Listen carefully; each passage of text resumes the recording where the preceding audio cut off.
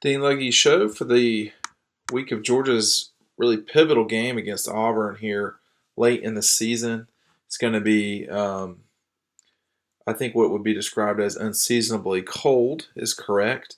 In the temperatures in the 30s by midnight, probably for Georgia's game with Auburn. Boy, I think a lot of people would like to be out of there by midnight. That's for sure.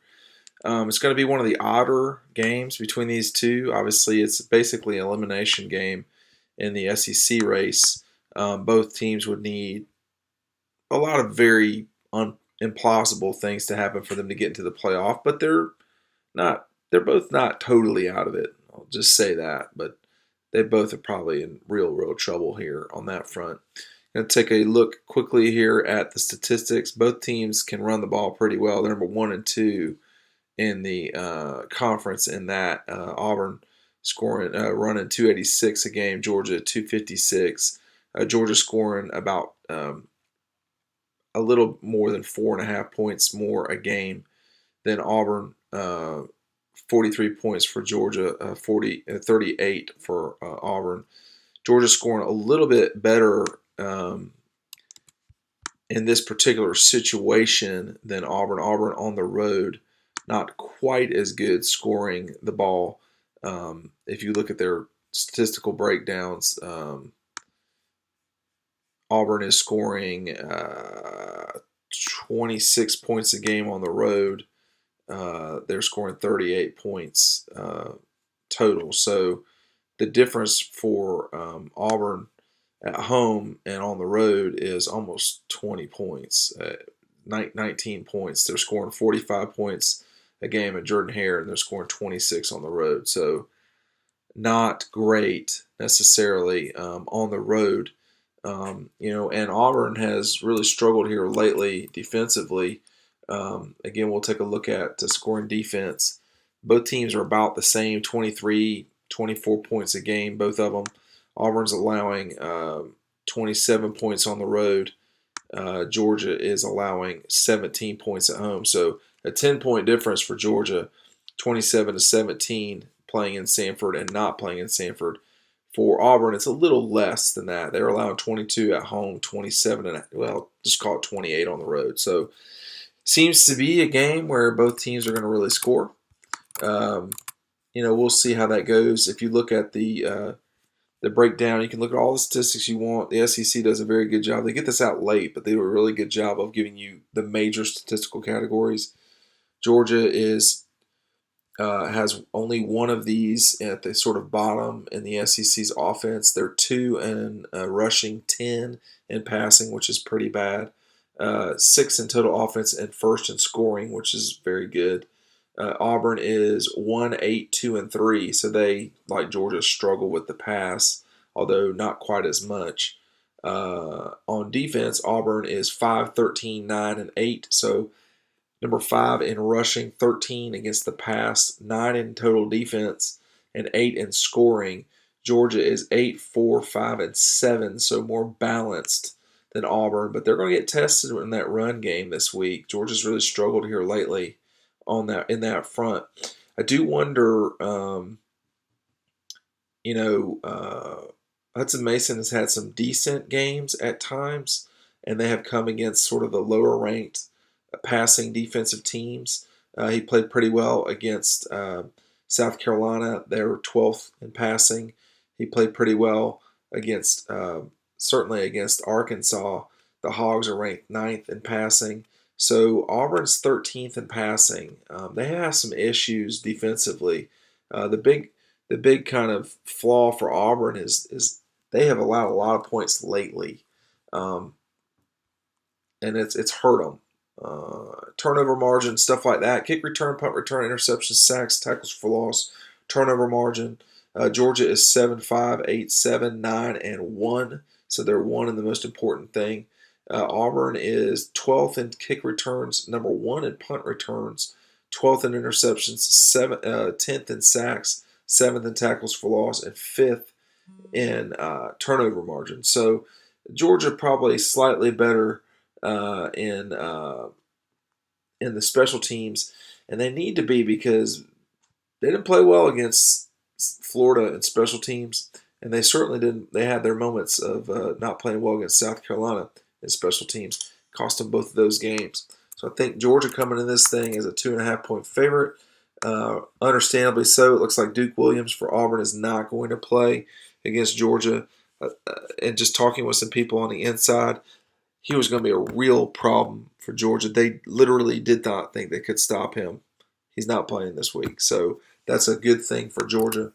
And of course, there's the return of Todd Gurley. Todd Gurley returns. Look, I think a lot of people are eager to see what Todd is bringing to the show here. He's as good a player as I've seen live. I think you can make the argument that AJ Green was a better professional prospect. I think you can make the argument that David Pollock was a better college player, but he's in that stratosphere. Matthew Stafford too, and Knowshon Moreno. But in a lot of ways, Todd's better than Knowshon. I'm not sure he's better physically than Matthew and AJ. I think he's probably physically better than David. But yeah, he's in that sort of pantheon. There's not been a lot of guys like that. I maybe could throw Thomas Davis in there as well. So, if you don't know how. I mean, these are going to be the final games of Todd at Georgia. Nobody expects him to be back. I don't think he should return. He's got too much money on the line in the NFL. He needs to go pro after this season. But people should really soak up these last few games. This is a huge game for Georgia. I mean, if they can win, they can still win the SEC championship. I don't see how they lose. I mean, I know the math. They need Missouri to lose twice and Florida to lose once, and it doesn't seem like either of those things is going to be possible. So they need to win this game for certain. Let's get to questions because that will always evolve into me ranting on other things. Columbus, Ohio Dog asks, Jonathan Rump performed on Saturday for the first time. As a result, do you think we'll see a heavy dose of Jonathan Rump against Auburn? I do not. I think we saw Rump do one thing once. It's hardly a pattern.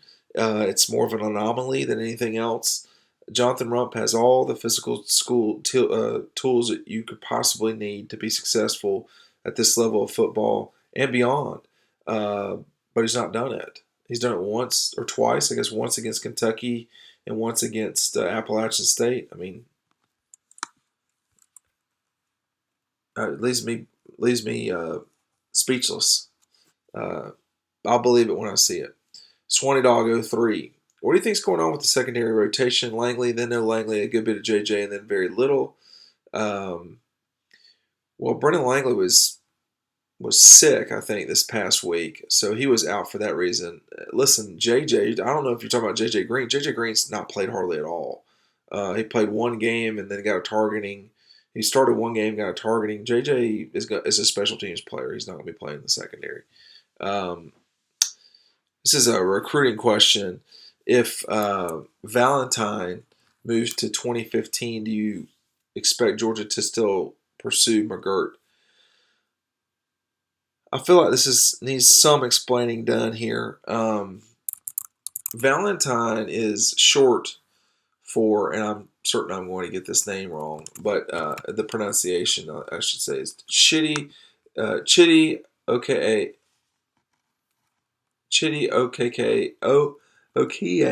Jeez, Valentine.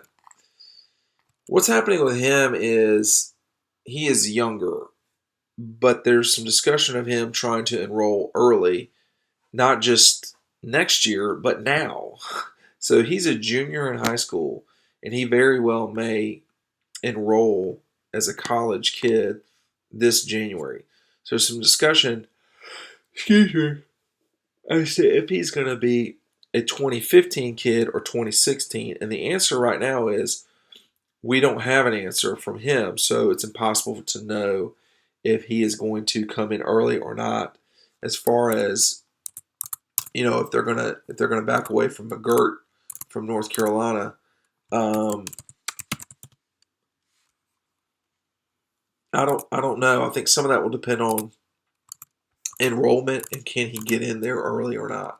So sorry, I can't really answer the question. We don't, but it's Valentine and them don't know the answer yet. So it kind of makes me less able to answer that question. Okay, Swanee Dog continues.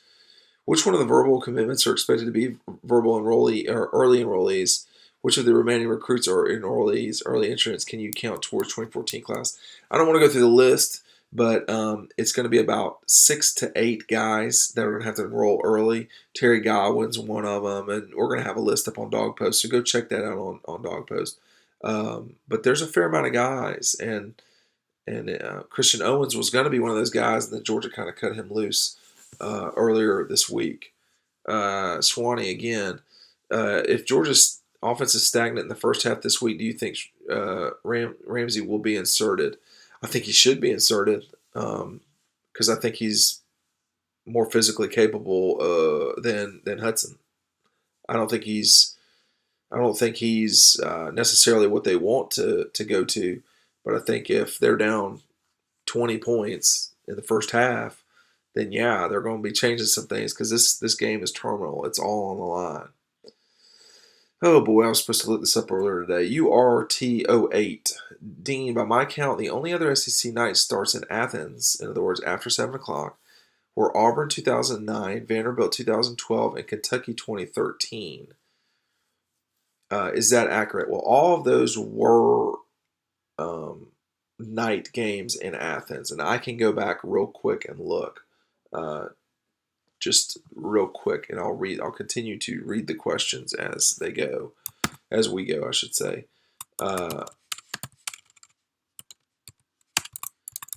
Both of those teams were below 500 at the time. Well, Kentucky and Vandy were at the time they were played. That would make this first SEC night home game against a team with a winning record in half a decade. Considering LSU, Auburn, and others seem like they are playing night games every other week. I know TV contracts. I do think this is going to be a crazy game because Georgia and Auburn don't need a lot to get them and their fan bases really frothed at the mouth. But that this game is going to feel, I mean, Auburn's a top 10 team. And nobody seems to be considering that in this entire saga. But they are a top 10 team, and it's gonna take a big effort from Georgia to win the game. But yeah, no, as it relates, I have a very good memory as it relates to all these things. Georgia's going to only play one game after 4 o'clock. Excuse me. I think they kicked with Clemson at 4:30 or 5:30, whatever that is. That does not qualify to me as a night game. In 2013, they only played. Let's see, they played at Clemson was a night game. Carolina was a 4 o'clock. North Texas was afternoon. LSU was 3:30. At Tennessee 3:30. Missouri was noon. Vandy was noon. Florida's 3:30. Appalachian State was early. Auburn was 3:30. Kentucky was night. Georgia Tech was 3:30. Nebraska was noon. 12 o'clock. Buffalo was noon. Missouri was late. Florida Atlantic was late. Vandy was night. Tennessee was 3:30. At South Carolina was late. At Kentucky was late. Florida was 3:30. Ole Miss was 3:30. At Auburn was late. Georgia Southern was noon. Tech was noon. Bama was 4. Nebraska was 1. They just hadn't had a lot of night games, period. South Carolina in 2011 was a 4 o'clock. 4:30. Coastal was noon. Ole Miss was noon. Mississippi State was noon. At UT was CBS 3:30. That might have been night. At Vandy was night, I know. Florida was 3:30. New Mexico State was early. Auburn was 3:30. Kentucky was noon. At Georgia Tech that year was noon. Obviously, LSU was 4, and then Michigan State was noon or 1 o'clock. Louisiana Lafayette was noon. At Carolina was noon. Arkansas was noon. At State was late, but not night. At Colorado was night. Tennessee was noon. Vandy was noon. At Kentucky was late. Florida was 3:30. Idaho State was noon. Auburn was 3:30. Georgia Tech was late. That Tech game in 2010 was late. UCF was 3:30 or 4. At Oklahoma State was early. South Carolina in 2009 was a night game, or it turned into a night game. I remember that. That was on ESPN, as I recall. At Arkansas was night. Arizona State was night. LSU was 3:30. At Tennessee was noon. At Vanderbilt that next couple weeks was noon. Florida 3:30. Tennessee Tech was early. Auburn in Athens was a ranked Auburn in 2009. That was at night. Kentucky was at night. They lost that game. At Tech was at night. A&M was at night. Started during the day, but ended at night, so that was probably an afternoon. So let me just do two more seasons, 2008. By the way, I'm just looking at these scores. I don't know actual times. This is sort of this idiot savant thing that I have. Georgia Southern in 08 was day. Central Michigan was day. At South Carolina was 3:30. At Arizona State out there was like 6 o'clock, but it was 8 o'clock local in Athens. Bama was night. So that was the last top 10 team was Alabama 2008 in Athens. Tennessee was CBS. Vanderbilt, I feel like, was CBS.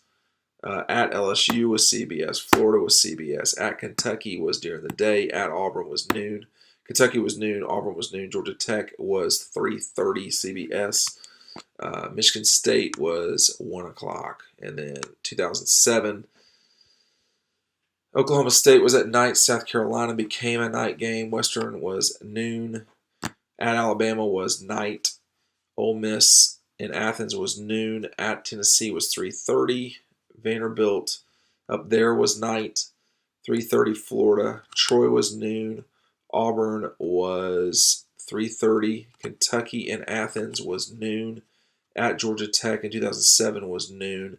And then Hawaii in the Sugar Bowl was also at night. They have played Auburn at home a fair amount at night. It's not always been that way. I'm just looking. In 2005, they played Auburn at night and lost on that field goal kick. They don't play a lot of home crazy night games. So I do expect this crowd to be fully drunk, I guess is one way to put it, on Georgia and on alcohol. It's a big game, no question. Sorry for rattling all that off. But, most big games in Athens are going to be 3:30 games because of CBS. And most road games Georgia plays that are big games are going to be at night because those seem to be avoiding CBS at times. Not most, but a lot of them. Oh, JPZD33 asks, what's Jeremy Pruitt's fascination with Aaron Davis? Adequate player, gives good depth, can play a few snaps. Why is he starting? Langley is clearly the better athlete. Again, Langley's banged up or sick. It was what was going on with him. So I expect Langley to get back in there. Aspen Dog questions about injuries. David Andrews, he'll play. Jonathan Rump, I'm not aware that he was hurt. Sony looks like he is questionable. They are hopeful he will play. Langley, I don't know what's going on with Langley. I expect him to be back. I don't know why he would not be back. Leonard Floyd had a shoulder. He should be back this week, although the way that Lorenzo Carter played this past week, I think Lorenzo's going to play more, although Leonard could start. Is Georgia going to try to find one or two more wide receivers to complete this class? Yes. Georgia seems to be a bit thin unless they have several in the 16 class. No, they got to go get some. They got to go get some receivers, no question. Aspen again. How does Mark Richt and his staff handle this many stud recruits for one game? Do they set up certain time slots for each of them to come by the office, or just play things by ears? And then finally, of course, what do Penny and I think of the game Saturday? Penny is my cat, who has not made her appearance. She didn't make an appearance last week, and Georgia seemed to play fine. I think this is a really good question about having so many kids in for one game. I don't know how they're going to juggle that, and I think to some degree they don't know how they're going to juggle that. We know of at least let's see, so is that 7 official visits? It could be as many as 12 by the time the whole thing's said and done. Pat Allen, Ledbetter, Patrick, Abram, Huggins, Sweat, and Harrison are all going to be officials. So I think in a lot of ways those guys will get plenty of love. Raquan Smith told me he's going to be up. He's going to be hanging out with Trenton Thompson, who also will probably be with Gary McCray. It'll be interesting to see how Rocky Reed, who's committed to the Vols, he could wind up with an official. Ben Cleveland will be there. Obviously, he won't be an official. Chauncey Manick will be there. Jaquay Daniels. There's a lot of guys. Terry Godwin, Chuma Edoga, Rashawn Roundtree, DeAndre Walker, Montavious Atkinson. I mean, there's tons of guys just in young Sage Harden, Jason Stanley, McGirt, Deontay Williams, Demetrius Roberts. There's a ton of guys.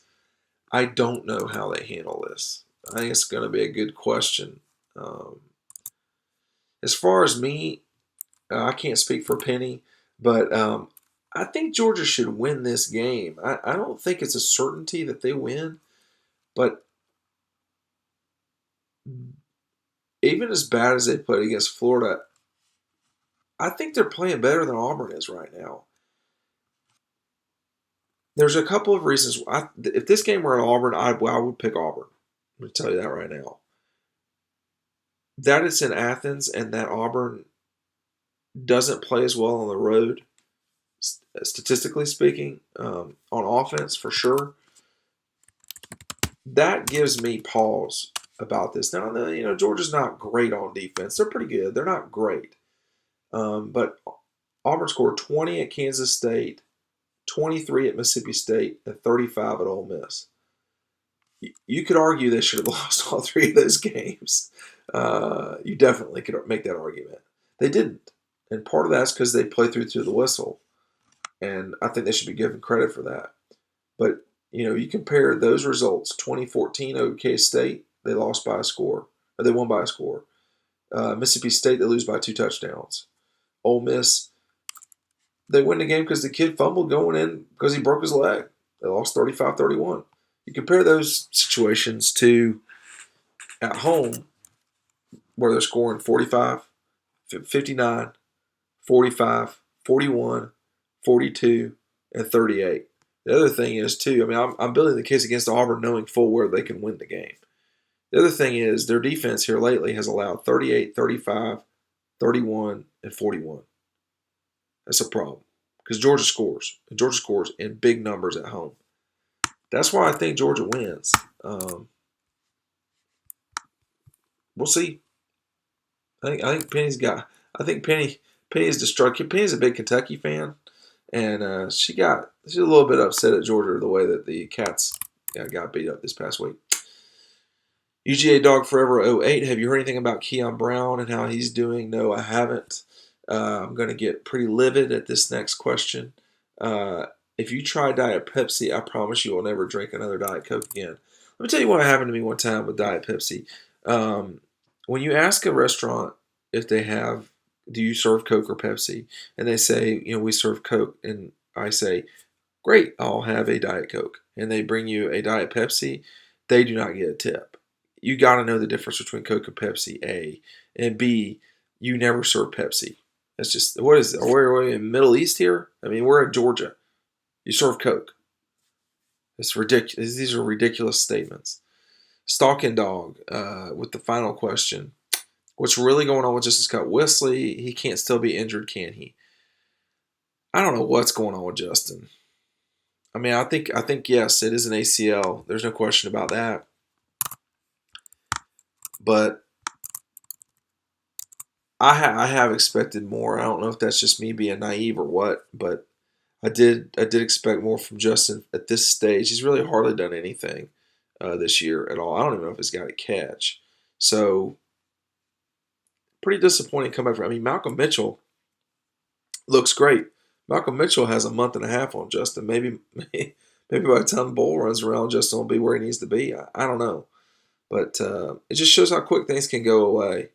All right, listen, I think the big thing this week with Auburn is, Georgia protect the football and know that Quan Bray can do some dangerous things in the punt game.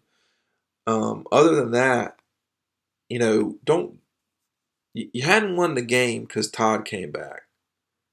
That's great. It's great that Todd's back. It's the guy's a hero in many ways in Athens, but he's not playing defense, and I don't think. I mean, Auburn hadn't really laid an egg necessarily. They didn't play great at Kansas State, and Mississippi State really did beat their brains in. I think that certainly could be called laying an egg. They're not playing great right now, and I think you want to crush dreams as fast as possible if you can. That did not happen against the Gators, and that was because of poor special teams play. So it's critical that Georgia not get outdone on special teams. No handing the ball over to Auburn, Hudson Mason, and everything should be fine.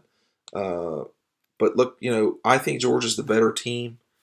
The better team has won this game for a while now. I mean, last year 12, 11, 10, 9, 8, 7. The last time the better team didn't win was in '06. And in '05, I don't know if the better team won, but Auburn was in the same ballpark as Georgia. This time, I think Georgia's better, and God, they gotta have it, man. And if they don't win, they can't win the East, and they're going to turn those guns on Mark Richt if he doesn't win the East this year.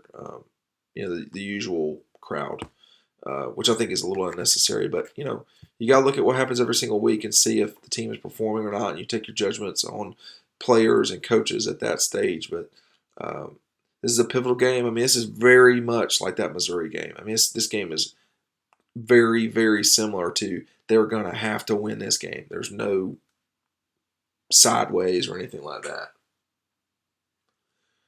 All right. Dean Luggey Show for the week of Georgia's game with Auburn.